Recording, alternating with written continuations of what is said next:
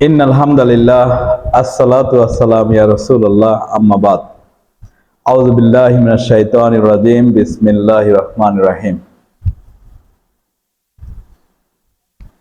সম্মানিত উপস্থিতি, শত ব্যস্ততার মাঝেও আল্লাহ মহান রাব্বুল আলামিন আমাদেরকে এখানে বসার তৌফিক দান করলেন, শোনার এবং বলার তৌফিক দান করলেন। মহান রাব্বুল আলামিনের দরবারে শুকরিয়া স্বরূপ সবাই বলি আলহামদুলিল্লাহ। সুপ্রিয় উপস্থিতি, বর্তমান প্রেক্ষাপটে ইসলামকে বিভিন্ন রকম ভাবে আমরা বিভিন্ন রকম রূপ দিয়েছি। আজকে যদি আমরা ইসলামকে নিজের মতবাদের আলোকে পরিচালিত করি, আল্লাহর নিকট গ্রহণযোগ্য হবে না। এ কারণেই হবে না যে আল্লাহর নিকট গ্রহণযোগ্য একমাত্র দিন এবং জীবন ব্যবস্থা হিসেবে ইসলাম। আর ইসলামকে না বোঝা এবং না জানার কারণে আজকে আমাদের বিভিন্ন রকম সমস্যার সম্মুখীন হচ্ছি। আজকে দেখুন, বাংলাদেশে অনেকগুলি ইসলামী সংগঠন রয়েছে, বা বাংলাদেশে অধিকাংশ মানুষ মুসলিম। আর এই মুসলিম হওয়ার কারণে আমাদের একমাত্র দিন ইসলাম, কিন্তু আমরা ইসলামকে ইসলামের মতো না বুঝে নিজের মতো করে বুঝছি। আর বুঝার কারণেই মূলত এই অনাচার, দুর্নীতি পরায়ণতা থেকে শুরু করে আমাদের সমাজ ধ্বংসের দিকে পদদলিত হচ্ছে। এর পিছনে দায়ী কে? দায়ী মূলত আমরাই। কিভাবে? আজকে আমাদের শিশুকে যখন আমরা লালন পালন করছি, জীবনের শুরুতে যখন আমরা আমাদের শিশুকে তাদের শিক্ষা দিচ্ছি, সেই শিক্ষার থেকেই আমরা আমাদের প্রকৃত শিক্ষা, অর্থাৎ আল্লাহ এবং আল্লাহর রাসূল আমাদেরকে যে শিক্ষা দিয়েছেন, সেই প্রকৃত শিক্ষা না দেওয়ার কারণে আমরা ইসলাম বুঝছি না। আর ইসলাম না বুঝার কারণেই মূলত এই সমাজটা এই অবস্থায় পতিত হচ্ছে। একটু ভালো করে খেয়াল করুন, আজকে আমার এই বাচ্চাটি বা আমার এই শিশুটি আমার অনেক আদরের, কিন্তু জীবনের শুরুটা আমি ওকে ইসলাম দিয়ে করাচ্ছি না। এখন বলবেন, না আমি তো আযান দিয়েছি কানে বা এই জাতীয় কাজগুলি করেছি, কিন্তু না, সেগুলি তো ঠিকই আছে, কিন্তু আমাদের পাশাপাশি যে জিনিসটা চিন্তা করতে হবে, একটা শিশুর মূল বিষয় হলো তার জ্ঞান অর্জন। আর আল্লাহ তাআলা কোরআনে রাসূলকে প্রথম শিক্ষার ব্যাপারে যে কথাটি বলেছিলেন তা হলো পড়ো, ইকরা, পড়ো। এখানে পড়ার কথাই আসছে, কিন্তু কি পড়বে সে বিষয়েও পরের আয়াতে বলে দেওয়া হয়েছে। যদি আমরা আয়াতটি বলি তা হলো ইকরা বিইসমি রব্বিকাল্লাযী খালাক, পড়ো তোমার প্রভুর নামে যিনি তোমাকে সৃষ্টি করেছেন। কিন্তু আমাদের শিশুটিকে যখন আমি জীবনের শুরুটা বা জীবনের শুরুর পথটা সূচনা করছি, তখন আমরা আল্লাহর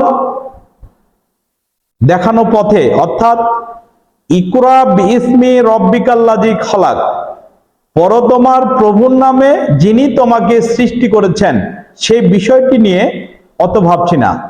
আর না ভাবার কারণে আমার শিশুটি পরবর্তীতে বিভিন্ন পথে চলে যাচ্ছে। একটু খেয়াল করুন, যদি আমার শিশুটিকে আমি যদি শুরুর থেকে, জীবনের প্রথম থেকেই যদি আমি আমার শিশুটিকে তার পড়ালেখার মধ্যে আল্লাহর নামটি অনুসরণ করার কথা যদি আমি শুরুর থেকে শেষ পর্যন্ত করাতে পারতাম, তাহলে আজকে হয়তোবা অনেক বাবা মাকে বৃদ্ধাশ্রমে থাকতে হতো না। তাই আমি এদেশের সরকার ব্যবস্থা থেকে শুরু করে আমি এদেশের সরকার ব্যবস্থাপনাকে বলবো যে আজকে আপনি এদেশের শান্তি চান, এদেশকে যদি আপনি সুন্দর সুন্দর সমৃদ্ধিশালী বাংলাদেশ করতে চান, তাহলে আমি মনে করি সর্বপ্রথম একটি কাজ করুন, তা হলো শিশু শ্রেণী থেকে শুরু করে মাস্টার্স শ্রেণী পর্যন্ত কোরআনকে নির্ধারিত করে দিন, সিলেবাসের আওতাভুক্ত করে দিন। দেখবেন এ সমাজটা সুন্দর হতে বাধ্য। কারণ কোন ধর্মেই, যদি এটা হিন্দু ধর্মের ক্ষেত্রে বলেন, তাহলে তাদেরকেও তাদের ধর্ম কখনো শিক্ষা দেয় না যে অপকর্ম করতে, দুর্নীতি করতে, উল্টাপাল্টা করতে। মুসলিমরা তো দেয়ই না, অন্য কোনো ধর্মেই এই শিক্ষাটি নেই যে বাবা মাকে দেখতে হবে না। তাই আসুন, আমরা যদি আমাদের শিশুকে জীবনের শুরু থেকে শেষ পর্যন্ত আল কোরআনকে একটি শিশুর জীবনের শুরু থেকে একবারে মাস্টার্স পর্যন্ত সিলেবাসের আওতাভুক্ত করে দিন। কিছুদিন আগে আমাদের সমাজে একটি কথা প্রচলিত ছিল, তা হলো ধর্ম যার যার, উৎসব সবার। আপনি কি ভাবছেন ধর্ম যার যার, উৎসব সবার এই কথাটি কোরআনের সাথে সাংঘর্ষিক? কারণ ধর্ম যার যার, উৎসব তার তার। আমরা কেন একটার সঙ্গে আরেকটা গুলিয়ে ফেলছি? আল্লাহ তাআলা কোরআনে আমাদের জন্য সঠিক দিক নির্দেশনা দিয়ে দিয়েছেন। মুসলিমদের জন্য মুসলিম ধর্ম, হিন্দুদের জন্য হিন্দু ধর্ম, বৌদ্ধদের জন্য বৌদ্ধ ধর্ম, খ্রিস্টানদের জন্য খ্রিস্টান ধর্ম। অর্থাৎ যে যার ধর্ম পালন করবে সেটা তার ব্যক্তি সত্তা অনুযায়ী করবে। ইসলাম ধর্ম কখনোই অন্য কোনো ধর্ম অবলম্বীকে চাপিয়ে দেন না যে জোর করে ইসলাম পালন করতে হবে।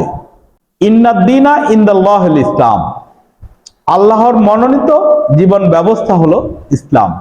তাই আসুন, এ সমাজ থেকে বিভিন্ন অপরাধ, ধর্ষণ, দুর্নীতি থেকে শুরু করে যত বা যাবতীয় অপকর্ম দূর করতে চাই, তাহলে সর্বপ্রথম যে কাজটি করতে হবে তা হলো প্রত্যেক ধর্মের মানুষকে সে ধর্মের সঠিক জ্ঞান অর্জন করাতে হবে।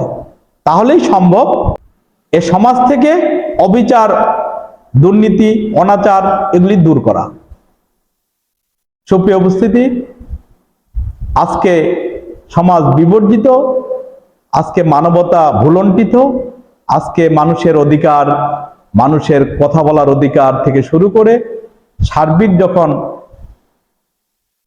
ভুলণ্ঠিত হয়েছিল, ঠিক সেই মুহূর্তে আমরা যে জায়গায় এসে পৌঁছেছি, এই জায়গা থেকে আমাদেরকে এই দলাদলি, মারামারি, হানাহানি এগুলি বাদ দিয়ে পরিশুদ্ধ জ্ঞান অর্জন করে সঠিক পথে পরিচালিত হই।